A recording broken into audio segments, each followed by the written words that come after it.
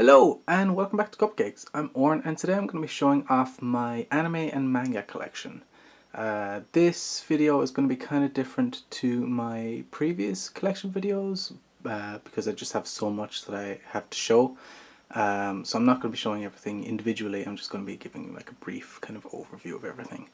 I guess I'll start with manga, but on a different shelf I have horror manga down here, I guess. Well, I'll start off with these, I guess. So this is Biomega and Abara, both by Tsutomu Nihei. I've been really enjoying reading through this. I'm like 2 volumes in, as you can see, because they're out of order. Feck. This art style is so freaking amazing. If you like horror or kind of cyberpunk stuff, I definitely think you should give this a look-see because it's absolutely fucking beautiful. Over here to more horror-based stuff, starting off with my kind of Japanese horror movie manga kind of versions. Well, that's actually a novel over there in the far right. It's not a manga. But then we have the Ju-on 1 and 2 manga. These are pretty interesting. And then all the Ring series, all 5 of them. Kind of hard to follow, to be honest. Not fond of them.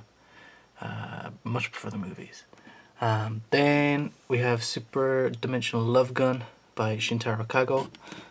This is really interesting. I haven't gotten around to actually looking at it yet, but I had a little like flick through, and Jesus, it's like very gruesome and kind of mind fucky. It's like I assume it would be like an acid trip. Like reading it is kind of like an acid trip in like a nightmare or something. I'm not sure. Then over to Junji Ito stuff. Smashed, Frankenstein, and Shiver. These are like the most recent kind of releases. Kind of like a compilation of various short stories and stuff. I think there's a new one after coming out that I haven't gotten yet. Then Dissolving Classroom, that's quite cool. I think it comprised of like mostly just one story about dude who like dissolves people or something. I'm not sure, I haven't read it in a while, but it was pretty cool. And then the last ones are the Museum of Terror series. I have all 3 of them. Very proud to have all 3 of them because they're quite a collector's item, I believe. The first 2 are all the Tomie series, and then the last one is just like a compilation of short stories and stuff. The last one is actually a lot rarer than the previous 2 because Dark Horse, who published the series, their license to publish the Junji Ito stuff ran out during publication or something, so they had to stop. So there's less of the volume 3 than there is of the previous ones. Right, now for less horrific stuff.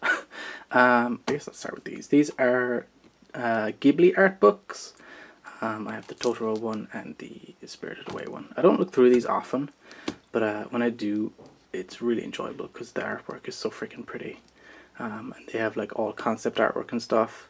In fact, in the Spirited Away one, they have artwork or concept artwork for the No Face character, which is really interesting to see because it was a lot more flamboyant looking before they like finalized the design, which is really cool to see. Then I have volumes 1 to 16 of My Hero Academia. I stopped collecting this series just because I enjoyed watching the anime more. I actually had up to 15, and I just got the 16th volume just so I could have like an even number, so they were like stacked evenly on each side. Yeah, it's decent though, I guess. And then I have the Sue pop figure there. They also have a Nindoroid of her, but I didn't get that because it looked a bit weird, to be honest. Then next is Utsubora. This is I'm going to take these down actually. This is a kind of short story about... what's it about? It's very strange. It's like a mystery kind of thing. There's like a girl who shows up, but she looks like the exact same as another girl who was in the story, and there's a lot of confusion and stuff. It's quite good, very interesting. I haven't read it in a while, and I don't think I really fully got it the first time I read it, so I might give it another reread sometime soon. These are not actually manga. I just have these because they're like anime themed. They're novels, but they look nice. They look at home on this shelf, so I leave them here. This is a short story, like a short love story, that I picked up for pretty cheap on Amazon. Didn't realize that it was a German copy, so I can't actually read it. But I have plans for it anyway. Hopefully I can put them into action soon, for the channel, of course. But my beloved Saki. I really want to read it, so I might look up a like an English version or something. Fucking get in there. Okay, there we go. If you're wondering why I'm panting or something, it's because it's very warm in my room. Next up is Komi Can't Communicate.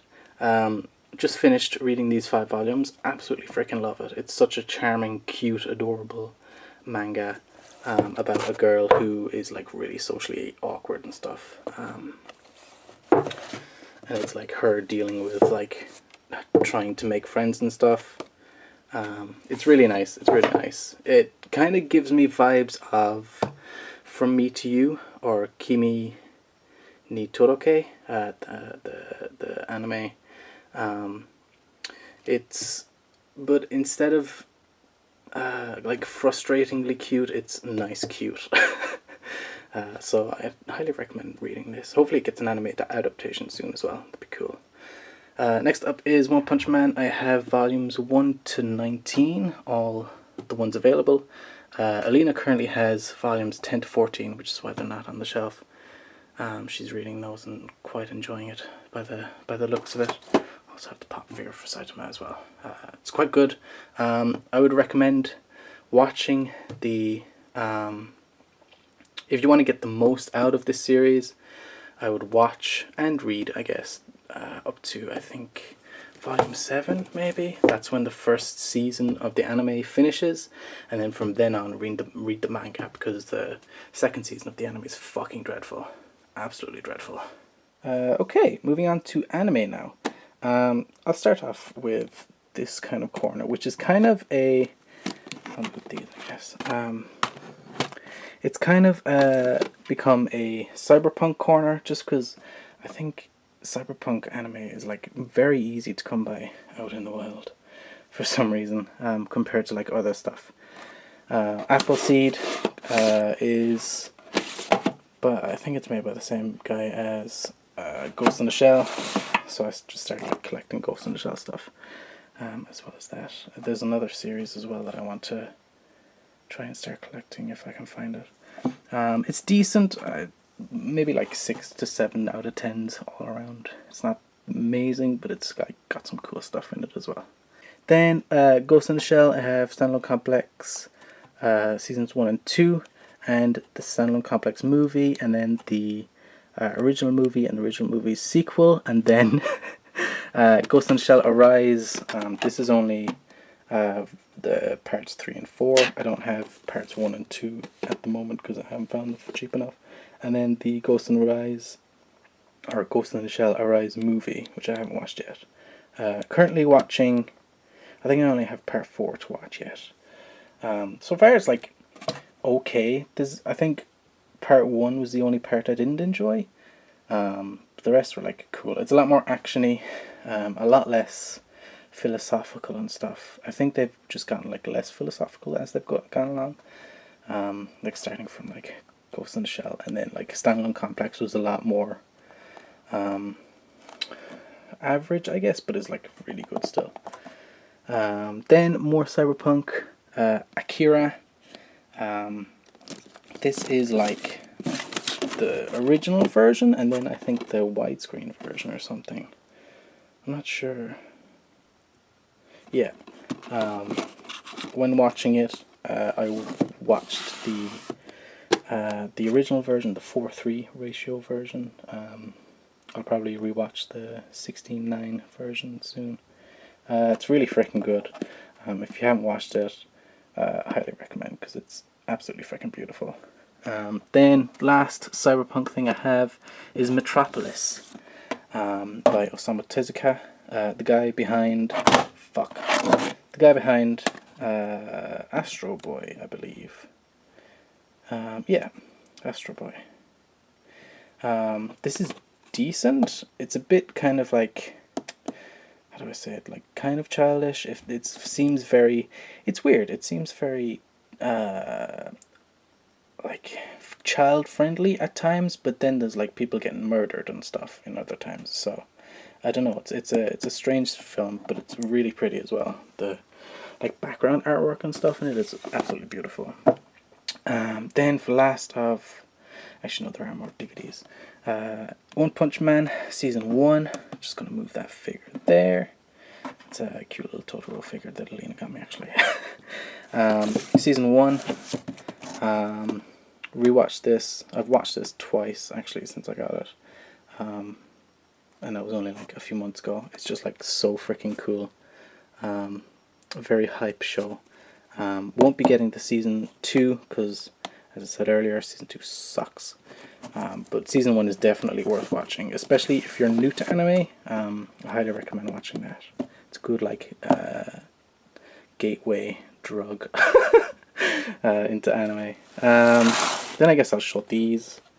My Hero Academia, literally just finished watching the first movie there. Been binge watching this since the quarantine started.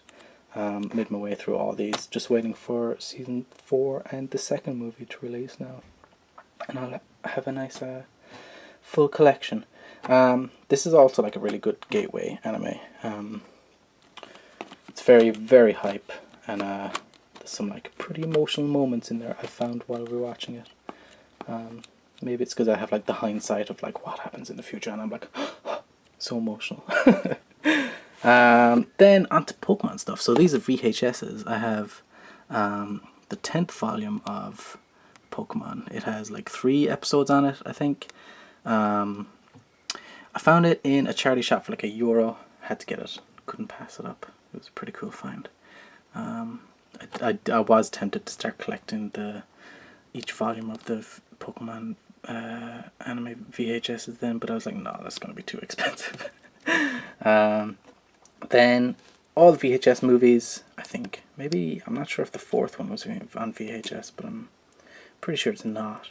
The first movie, Mewtwo Returns, which I guess is like, is it the second movie? I'm not sure.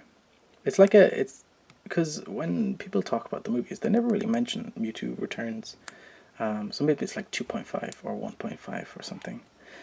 Then, yeah, because it takes place, like, this is Gen 2, this is Gen 1, and this is like in between, kind of.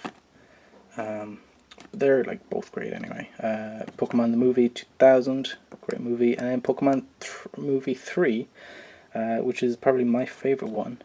Rewatched it after getting it like a couple of months ago, and was surprised at how much I had remembered of it from when I used to like watch it so much back when I was a kid. Then Pokemon Pikachu's Winter Vacation, which for some reason is like different to the others in the spine. It's like upside down, but it's still, I don't know, it's a fucking mess. This is like a short story kind of thing. Kind of like the short Pikachu stories at the before each of the Pokemon movies. It's just one of those on its own, really. Then on to Ghibli movies. I have most of my favorites, just waiting for Spirited Away and Kiki's Delivery Service. If I could recommend one of these, it would be My Neighbors the Amidas, because it's very underrated. Nobody ever really talks about it when Ghibli comes up, so I'm a big advocate for that movie. Then onto like my favorite kind of section of this shelf. And I'm gonna have to hurry now because I've only got like 3 minutes left on the camera. My Cardcaptor Sakura collection. Just gonna move the Nindo right over. So I have all the VHSs of Cardcaptors, which was the 4Kids dub of Cardcaptor Sakura. It's very different to actual Cardcaptor Sakura. So it's kind of like its own entity. I also managed to find the volume 1 and 2 of the DVD of Cardcaptors, which is pretty much just this, but in DVD form. They're double packs, so there's 2 VHS in each.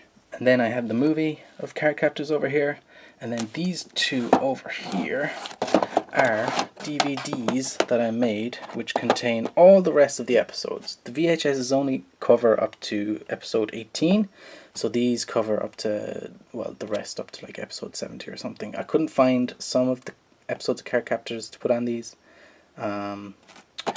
so I had to use the Cardcaptor Sakura dub instead, which was kind of disappointing, but I'm very proud of these. It took a feckin' ages to find all of the episodes in decent quality.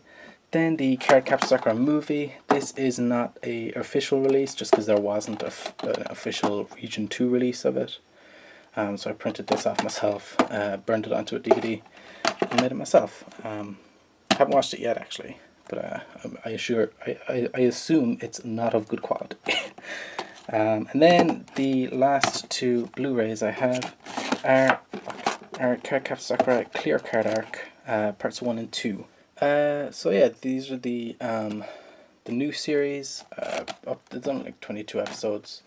The manga is still currently running, so the second season won't be out for a while. I was kind of disappointed with how this ended because pretty much nothing happened in it. I've read past the end of this point in the manga, and like it gets really freaking awesome after that, so hopefully it gets renewed for a second season.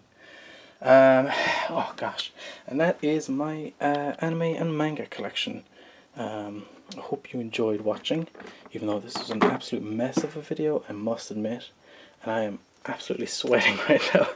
It's ridiculously warm in here, but I had to close the window because there's construction going on outside and stuff, so I didn't want the background noise to be overpowering. But yeah, if you have any, like, if you want some anime recommendations, I'm more than happy to give some. Leave a comment, and I'd like to converse. If you enjoyed the video, like. If you really enjoyed the video and you want to see more stuff like this, subscribe. And I'm going to leave it at that before I fall off this chair. So thank you very much for watching, and see you next time.